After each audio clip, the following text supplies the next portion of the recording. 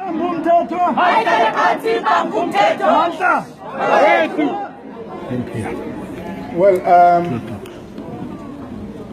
I'd like to appreciate the opportunity to talk to my staff, because that's what we ought to be doing, to talk amongst each other so that we can understand where we are as a university. Last year has been an extraordinary year. We are at this stage after having had a tumultuous experiences. Many of our students could not even write exams because of the hashtag fees must fall. But how it directly affected this institution,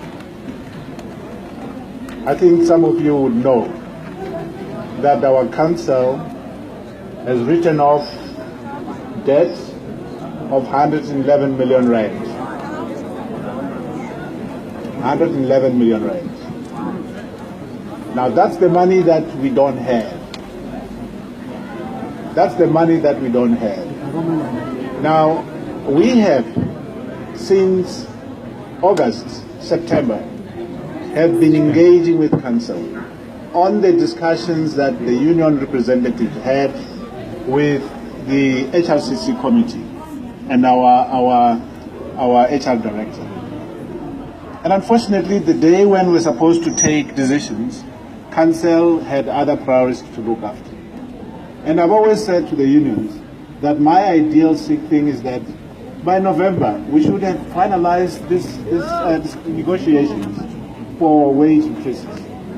Unfortunately, the practice that was here all the time is that it gets resolved in February, March, and so on and so on, which is not right, and we cannot condone this. Now, one of the things we have to do as a university is to try and treat every staff member the same. We are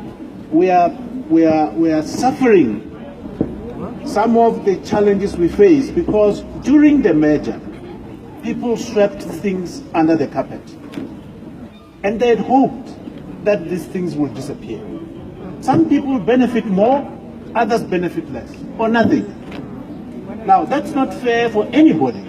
And that's why some of the immediate challenges that I think we face cannot be resolved now. We've been 10 years under the mergers. We have not concluded the harmonization project. And I was not here. The people who are sometimes in the forefront have enjoyed the benefits and the exclusion of the other thing. And I think we need to say these things. At the end of the month, some people claim that in December, we want to get encashment because other people who belong to other institutions get encashment. So we need to say this. Now, I am committed to ensure that every staff member at Cput gets treated under the same conditions. That's fair. That's fair. I'm also aware of the financial difficulties that all of us face. And that's why, as an executive, we took a decision that will implement the 7%.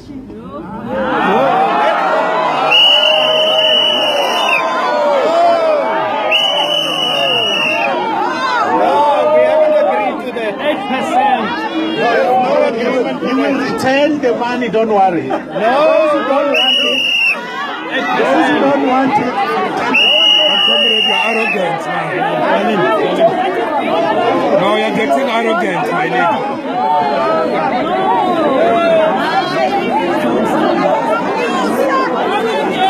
Now let me tell you why we implemented.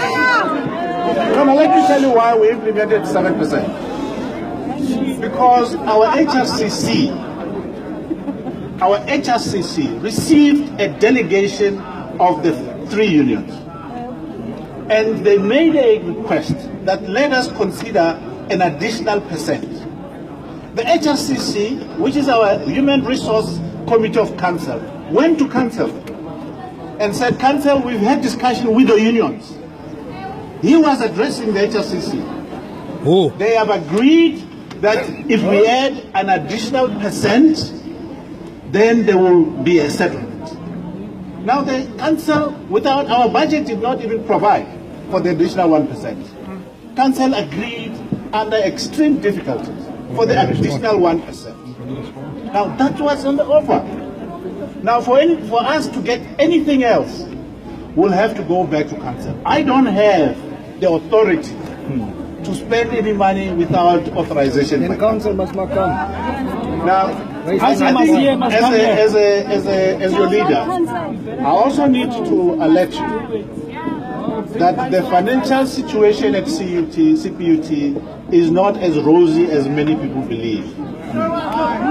It's not as rosy. The books are there. I can show you the books tomorrow. I can show you the books tomorrow, sir. The books are made public. We're a public institution. We account publicly. You can see the books. So you need to be very careful that you don't get 9%, 8%, and tomorrow we start with retrenchments. Because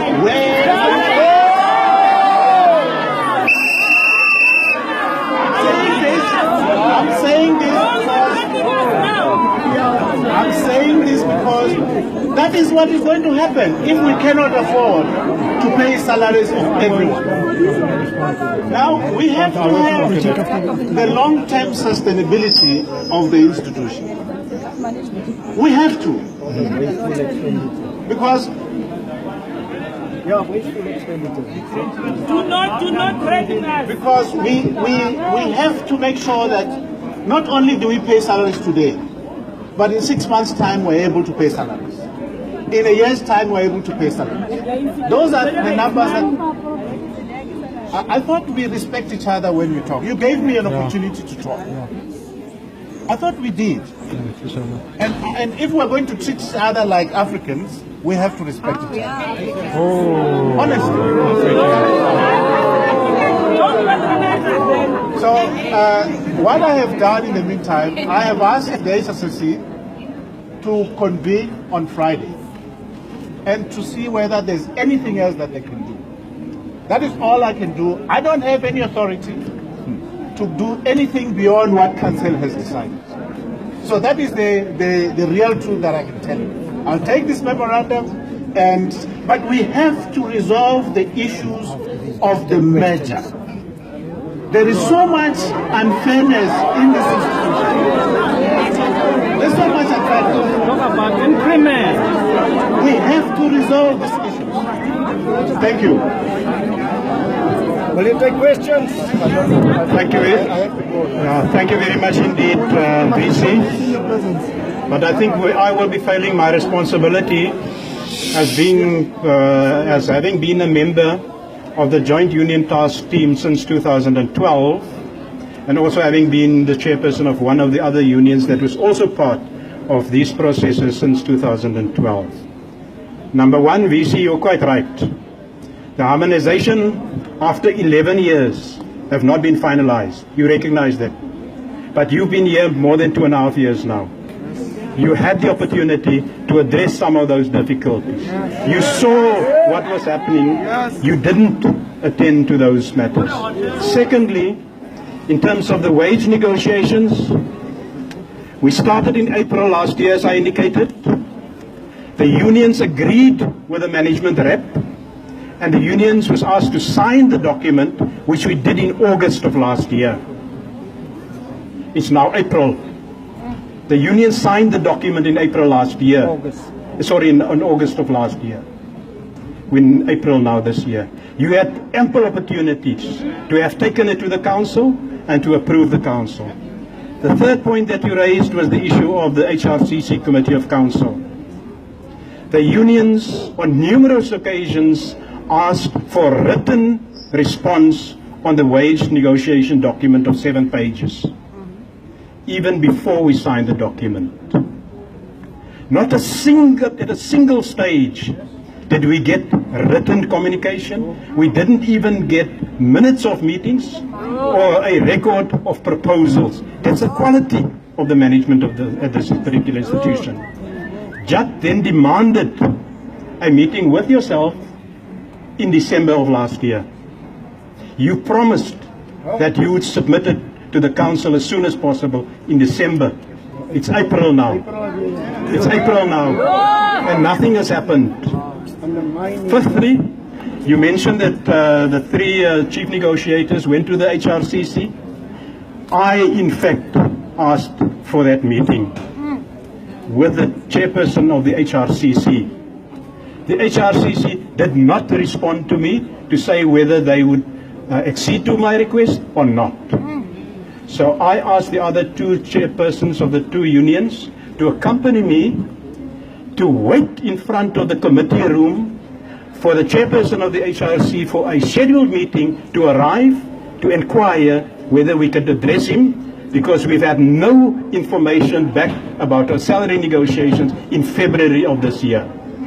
We were given the audience, the VC is right, I addressed the HRCC, the VC was there, and also the Executive Director of HR was there.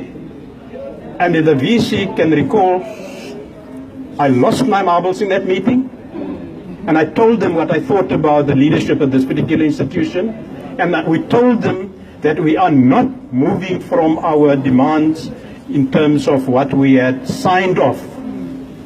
The HRCC didn't accept, we'd never said that we accepted 7% as the VC indicated now. We'd never agreed to that. We said there's 8% on the table, and we're not moving unless they come back and tell us why we can't move. In terms of, was it healthy? Was it baie geld? Wat was morse geld? We, the staff, the unions, were never consulted last year. When this university's council and its management agreed, one, that they will write off 111 million rands of old student debt with no consultation. No consultation. No consultation. But they wrote off the outstanding debt of the students. Secondly, to give 1% salary increase to all our staff across the board amounts to between 8 and 9 million rand. They wrote off 111 million rand, but ons het nie geld nie. Thirdly, in terms of this particular matter, the council decided that students in residences will have a 3% discount. You know what the effect of that is? About 80 to 90% of our students that stay in residences are they get bursaries from burses. So it effectively means that we are giving, this institution are giving those burses a 3% discount. And also the healthy. No ways. No ways. VC, we are saying to you here today that number one, we will intensify our industrial action activities until such time as we've got an agreement.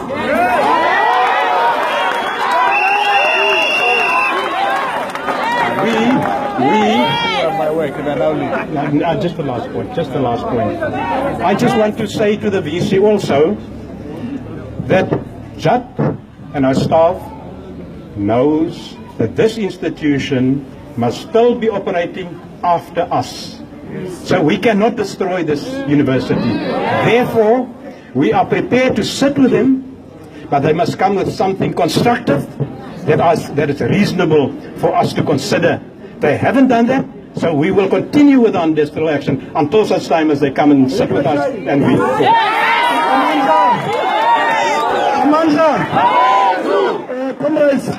Comrades, I think here we must not be undermined. We're not talking 7%. We're talking our well-being. Comrades, here there is an issue of housing subsidy that is not addressed anywhere. We, in fact, the university came with a proposal to us to say housing subsidy is going to go to 1.3. We proposed that it must be at 1.4. We seem to have an agreement on that. And it's not addressed here. It's as if we want 1% that is left outside there. That is not true. Comrade, this 1% is a 1% that we are owed. It's not 1% that we just wake up and say we want that 1%. That was owed to us because when we were negotiating in 2014, they asked us to not implement that, for them to not implement that 8% so that it can be implemented in 2016. That is their proposal. It's not ours. Now, why they propose and they betray their proposal? Why they proposed the issue of sweetener and they betray that because it never came with us. We wanted accumulative leave that is paid for everyone because others are paid. That was our stance. But because we understand finances and the importance of finances of the institution, then we pended to what they were proposing. It was not proposed by us. The only thing that we proposed is 8% because it's including the percentage that was ours. Comrades, the management of this university cannot be in a hurry of going to work when the work of this university is here. This is the work of this university. The lecturing, the administration of this university is here. And we must be respected. Tomorrow, comrades, we want responses. If we don't get responses, then we'll not get joy. And if we don't get joy, then we'll have to do something. Because our labor is important and our labor is only our power. Comrades, when we went to CCMA, the management shown arrogance to us. Shown disrespect to these workers. And we can no longer tolerate that. These are intellectuals. These are people that are molding these graduates, and they must be treated with dignity. Those who are in executive happen to be in executive, but it doesn't mean that we're lacking intellect. We have intellect. Hence we cannot distract graduations, but we come and make a demonstration, and we must not be pushed to do that. We don't want to do it. Amanda! Do I have a right to respond? No. Let him respond.